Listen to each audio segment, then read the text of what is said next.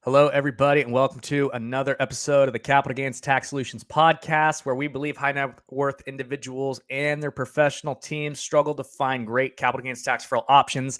Not having a clear plan is the enemy. Using a proven tax deferral strategy is the best way to exit highly appreciated assets, tax deferred, to create, preserve, and grow wealth. I'm your co-host, Pearson York, filling in for Brett Schwartz. I'm excited about this guest. Good friend of mine. Met back up at the Best Ever Conference. Fund manager, real estate syndicator, coach. The list is endless. We're gonna let him tell him story. Eddie Austin, how you doing, my friend? Man, I am doing great. How about you? I'm doing awesome, man. Super excited.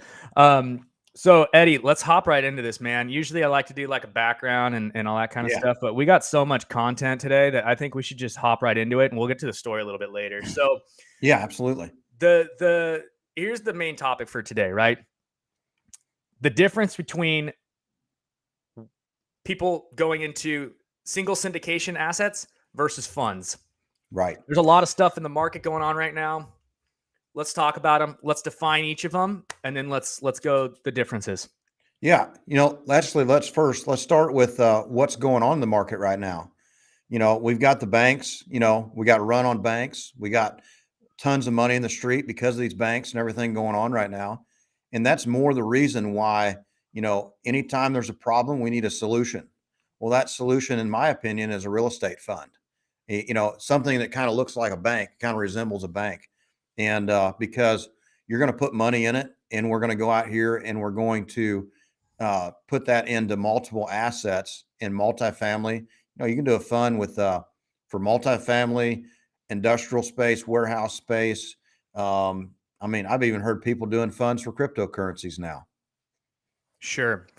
So just so we're clear, right? Let's define the difference between a fund and just a single asset syndication. Sure. Yeah. So the syndication is a single property entity. So if you identify a piece of property, you're going to say you've got a 300 unit Class B property in Dallas, Texas. You've identified that piece of property. You're going to contact your lawyers. You're going to get an op agreement, subscription package, and a PPM, a private placement memorandum. And you're going to have that tied to that single piece of property. You're going to raise money for that asset, and you're going to close one asset. That's it. That's all you can do, is just one asset through a syndication. I kind of call it, kind of like Bridger Pennington calls it, it's a hamster wheel. It's a ton of work. Sure. For one piece of property. We're going to just do all this work. We're going to contact our lawyers. It's going to cost us 15, 20 grand.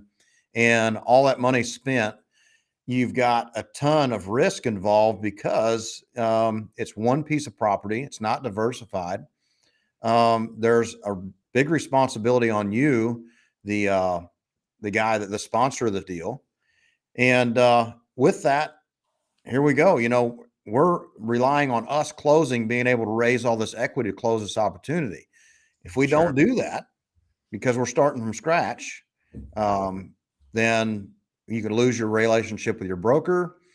Being non-diversified, you could have some trouble with your investors. If you're dinged on cash flow and your value add strategy, you're not diversified in multiple assets. So yeah, syndication, it's one piece of property, one address, and one opportunity. Those documents are just for that piece of property, and you're only raising for that piece of property.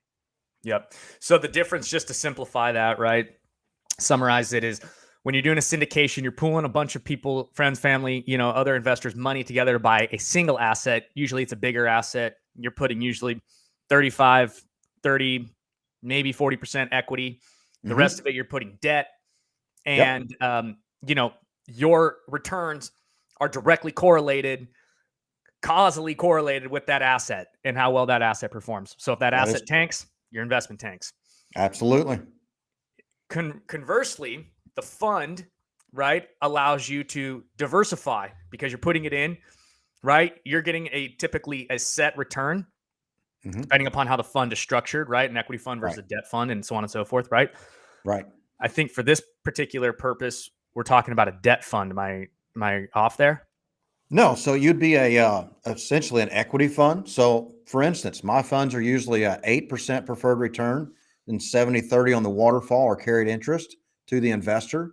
So we're sitting beside senior debt. So we're raising that money exactly like a syndication. We're raising money to put in the 30 to 45% down. And then we sit next to senior debt, and then all cash flow of the property rolls back in at 8% level, and that 70% lion's share back to my investors. Sure. So then in the fund world, right, there's two different types of funds then, it sounds like. We Oh, have there's a bunch equity of types. funds. Yeah, for this purposes, right? Just Yeah. simplify things, right? We have Yeah. equity funds on one side where you actually can take part in ownership of the asset as well. And then you have debt funds where people just loan, basically you put money in and they're getting a set pref, Yeah. 8%, 9%, Mhm. 10%, 12%, whatever it is, right? On a pretty, annual incurring basis, where we met, at Best Ever conference a few years ago and then, reconvened back up a few months ago. One of the companies was basically guaranteeing, just on a debt fund, Mhm. based backed by the good faith of the company and all the other, assets, and so you can have some more security. So funds are a great way because it allows you to diversify between different assets and within the fund, so that you're not just Right. tied directly to that one asset.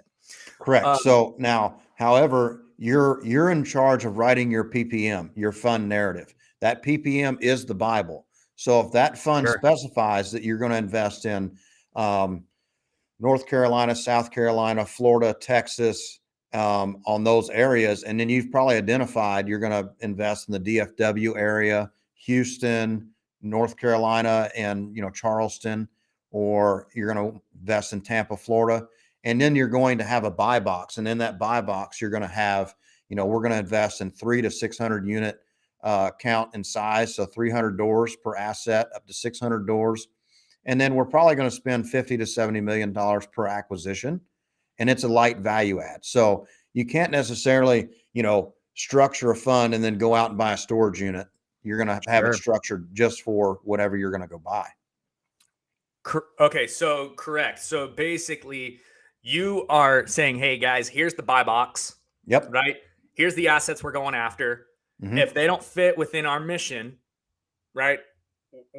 You have our word. We're not doing it, and we Right. can't even legally do it, right? Right. This is that fund. If you want to go start, move from multifamily to self storage, that's a whole new fund. Yeah, that's another fund. Absolutely. Okay, So here's what fantastic. happens. There's so many guys that like, well, I don't invest in funds and I don't like funds because it's a blind raise and it's all this stuff. People that do that are just people that don't operate funds well. It's not a Sure. blind race. In your documents, it clearly states that you're looking at this area, you're looking at this city, you're looking at this submarket, and you've got a certain amount of returns. And all that stuff is outlined. And also, when you build your pitch decks, when you're actually pitching it to your investors, that's all put together. You've identified a piece of property essentially, or Yeah. at least a buy box. Yeah, absolutely. So, with that, right? Let's get into the downside really quick. And Yeah. we like to give everyone the full truth. So, what are one or two, kind of like negatives to a fund versus like a syndication? Where would the downsides Mm. be? Mm.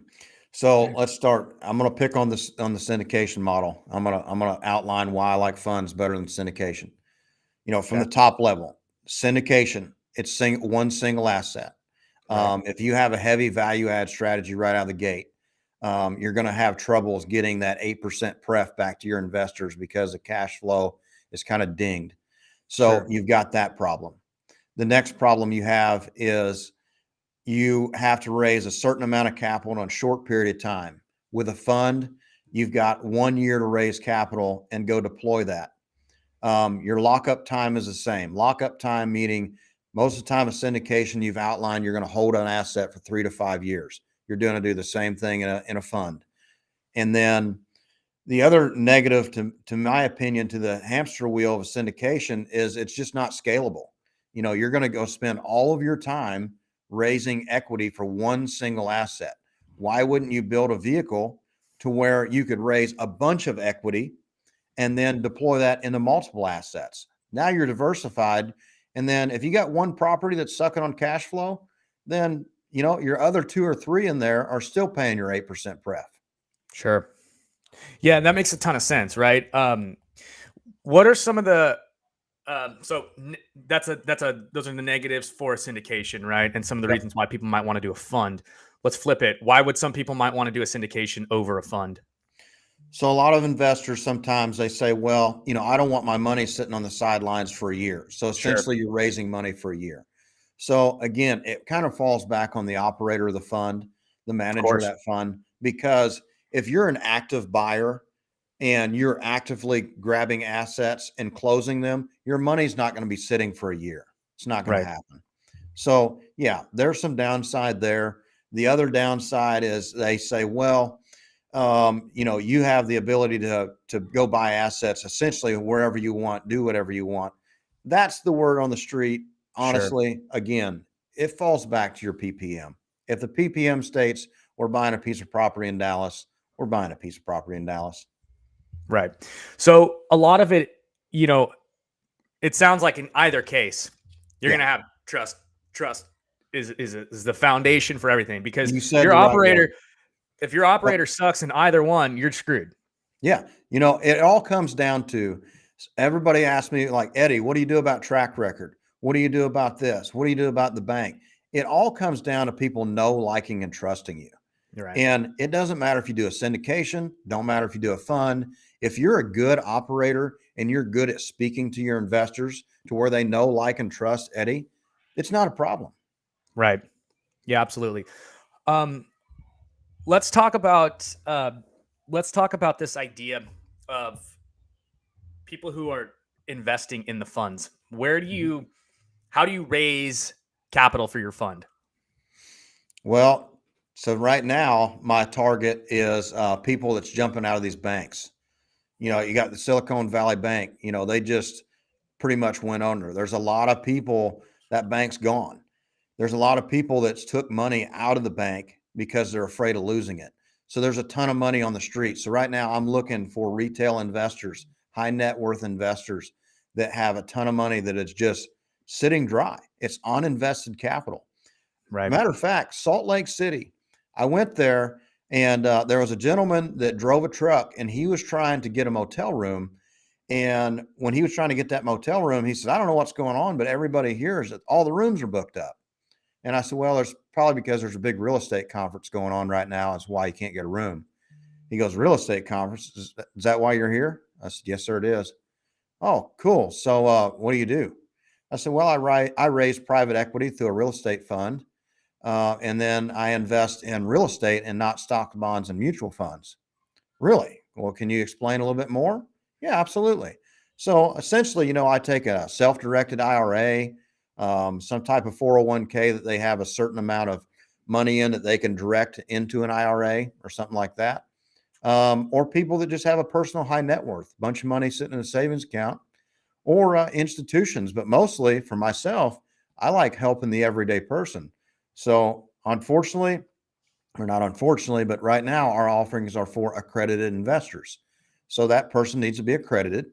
So if a Sure. person has an IRA that they're an accredited person, they can invest in my fund and we go invest that in real estate instead of these stock bonds and mutual fund options. He goes, really? Well, I've got 300 grand sitting in my IRA. I said, you do? Do you have that invested in anything right now? No, I don't. Oh man, you've got to get that in the market. That's just getting kicked around, man. You need to get that into an opportunity that could be invested in real estate. Well, I mean, with a person like yourself, I wouldn't be able to invest in real estate. I mean, I can't, not 300 grand. I said, no, you're completely wrong. Most of my minimums are 100,000, and I have the discretion to drop that down to 50 if I need. So hell, a person with 50 grand could invest with us.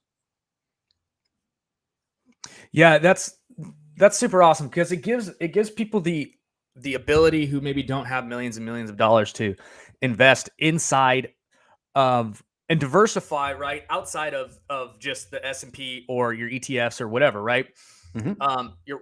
Your Wall Street REITs Right. essentially. Yeah.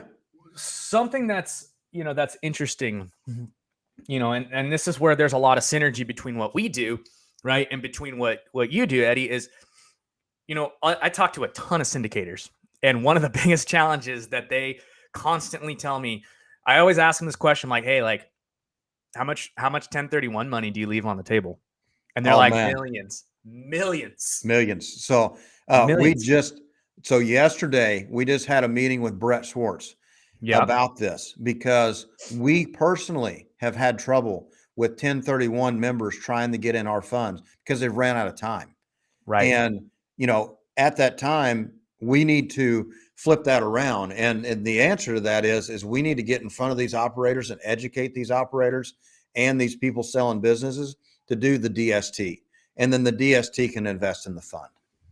And it's a Yeah, beautiful thing. absolutely. So for those of you who are kind of just listening in, but don't really know what Eddie kind of is talking about right there, let me break that down a little bit. So when you do it, when you have a piece of property, right, and you liquidate the asset, you can do what's called a 1031 exchange, meaning you can just basically go buy another piece of real estate. Some challenges with that are you have 45 days to identify the properties. You have 180 days to close. You have to go back into real estate. Your depreciation schedule travels with you. If you try to go back into a fund, it's very difficult because it's very paperwork intensive. A lot of times you run out of time, and a lot of times the syndicators or the funds, they don't have the it's not worth it for them, right? If you got $12 million, okay, they'll figure it out most of the time. But a lot of times the challenge is that it just doesn't make any sense. So a lot It's the of time restraint too. I it's a lot mean, of it. Yeah. You yeah, I don't mean, have it's enough just time. can't get it done. And so one of the things that we're able to do with the deferred sales trust is we're able to liquidate the asset, and not to mention it could be any asset. It could be a Right. stock or bond, mutual, real estate, primary home, crypto, business, whatever, right? And basically, we're able to defer all the tax, and then we're able to reinvest the proceeds, net of attorney fees instead of net of taxes. And that investment is like kind agnostic, unlike a 1031, where you can actually put the proceeds into a variety of different things, including real estate funds. And so now we're at this point to where you've got this pool of money, right? And the win is that you can invest some of it into the stock market, right? We encourage a little bit of that. You can invest a little bit into a business venture or whatever. We encourage some of that. But you can also invest in real estate as a GP or as an LP, a limited Mhm. partner, or right, and come into these funds. And now you've got this ability to capitalize on the diversified, portfolio of the fund, right, with a good operator, of course, right, like J.E. Austin Extraordinary Capital. You've got the ability to capture some of the depreciation from that, unlike some of the other things. Your depreciation schedule doesn't travel with you like a 1031. And so now you've got this ability to raise capital a lot more than just 50,000, 100,000, whatever, right? We're putting millions in at a time because these people are like, all right, cool. Like I got all this deferred tax, right? My powder's kind of dry. I need to put it somewhere. And when you're earning 10, 12, 15, 20% on some of these, on some of these funds, that's a fantastic return. It's a great diversification from the market. It's a beautiful thing. It's And so diversifying twice. oh yeah, no, it's it's changed everything because it Yeah. it gives it's a win win win win win win win all the Yeah. way around. Yeah. Everybody wins, like on every single level. And a lot of times we'll get, oh, well, it sounds too good to be true. I would say 97% of the time that statement is true. If it sounds too good to be true, it's probably too good to be true. Hmm. I don't know why this one particular thing is true, but it's the 3%. Right. And it's a game changer when you understand the power of it and the ability to leverage it. It's 100% Netflix over Blockbuster. What are your Yeah. thoughts on that, 100%. Eddie? I mean, it's dude. So we went through this again, and I've heard I'm a daily educator. If I can grab your media, that what you guys do at the Capital Gains Tax Solution, So I'm always learning and going through the slides yesterday again and reiterating, I can't find anything wrong with it. Like it just makes sense. I don't know why anybody would do a 1031, do a DST. It gives you the diversity of not only being able to invest in a fund without all the headache, without the big time restraints, and then you can sprinkle other capital into stocks and bonds if you wanted to. You Sure. could invest it in other opportunities, VCs. You could do so many things with it. And the way it pays you back is just, it's incredible. And then you can even go, not to get in the weeds, but you can do DST 2.0. Yeah. I mean, it's just, yeah, we could really get into it here, but I mean, it's just incredible. Yeah, we didn't even touch on the 2.0. The 2.0 honestly is the absolute game changer for the high net worth people, because in one foul swoop we can move hundreds of millions of dollars outside of the taxable estate and eliminate the 40% Right. in Yeah, the 40% absolutely. death tax, which is unheard of. When Right. we start telling like the estate planning attorneys, the Mhm. humble ones, of course, Right. right? The ones who know everything, right? They're hard to talk to, but that's Yeah. a whole nother issue. So, But to do some clarification here. So we did the bottom line here shows J.E. Austin Extraordinary Capital. That J.E. Austin Extraordinary Capital is our new coaching program that teaches the syndicator and gives people the ability to go from a syndicator to a fund manager. And also, it gives you the ability to learn about these different things, and we can help you. And we've recently just reiterated again to open this up now as a real estate coaching program and not just a real estate fund coaching program. So we can actually take the everyday person and teach them these things and give them the ability to be able to do syndication, a real estate fund, wholesaling, the whole 9 yards.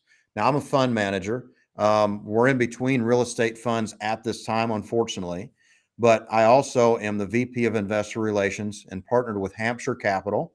That's hampshire.capital is the website. And we just are in the middle of getting ready to launch a $50 million 506c fund for the purpose of purchasing large multifamily real estate, North Carolina, South Carolina, Florida, and Texas, and $50 to $70 million buy box, 300 to 600 units at a time, Class C to Class A, all value add. JE Capital is the first company that was founded under us, and that is going to be launching a new fund that is a private equity fund, $100 million in size, and we're still working out the details. So you can find that at JE Capital on Facebook or on our website, jecapitalinv.com. right on. Awesome. Okay, so Eddie, we are kind of coming up on our time here, bud. But Yep.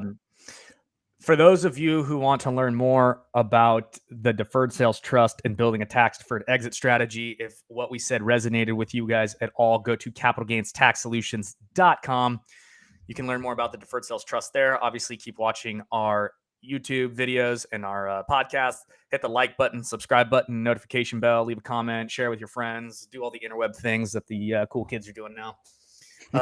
And we also have a mastermind every Friday, 10 a.m. Pacific, 1 p.m. Eastern, that you can come to sign up for at the website, capitalgainstaxsolutions.com. You can also get a copy of the free DST ebook at capitalgainstaxsolutions.com.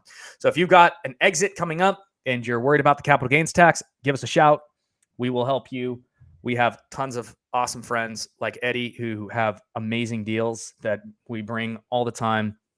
We save millions of dollars in taxes, and we help you reinvest so you create generational wealth and freedom from the capital gains tax jail, the 1031 tax jail, the IRS jail. We got the keys, baby. We got the gospel too, if you want that. Oh man, just to reiterate what he just said, I'm telling you, it would be in your absolute duty to not pay your taxes legally.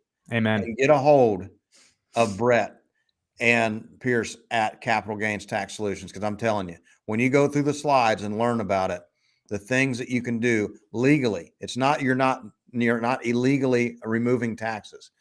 You're able to kick the can down the road through this system. It is truly amazing.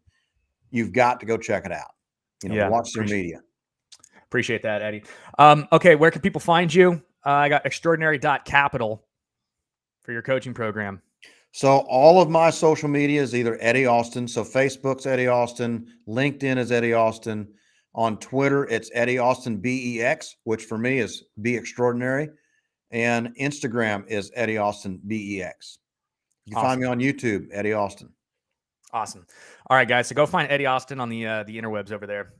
And go hit the like button, subscribe button, notification bell on Eddie's stuff too, because he's got good stuff. Oh, man. Thank you so much. We need that. So, yeah, we really appreciate you guys. Eddie, any final parting words? Maybe end with the best piece of advice you've ever been given. The best piece of advice, man, I got to say the best piece of advice, honestly, is just this. Being in a place to where you're having struggles, not having enough money, is just a lack of education. It's not a circumstance. Get out here and learn more. Learn what's going on right here. Go to the Capital Gains Tax Solutions. Learn about investing in real estate through J.E. Austin Extraordinary Capital. All this stuff is learned for free. Read the financial books and just gain the knowledge to up your income and get out of where you're at. Yeah, love it, man. Absolutely love it. Well, thanks again, brother, for coming back on. Absolutely, anytime. We've been trying to get this for a minute now, so I'm glad we finally made it happen. And I'm sure the people learned a lot today about the differences between syndication and real estate funds. Big distinction. So, thank you for the wisdom and the knowledge you dropping over here, buddy. Yeah, man. It goes hand in hand because you guys teach us, and then we teach our crowd together. Absolutely. Cool. You have a great day. Thanks again, everybody, for listening to another episode of the Capital Gains Tax Solutions podcast.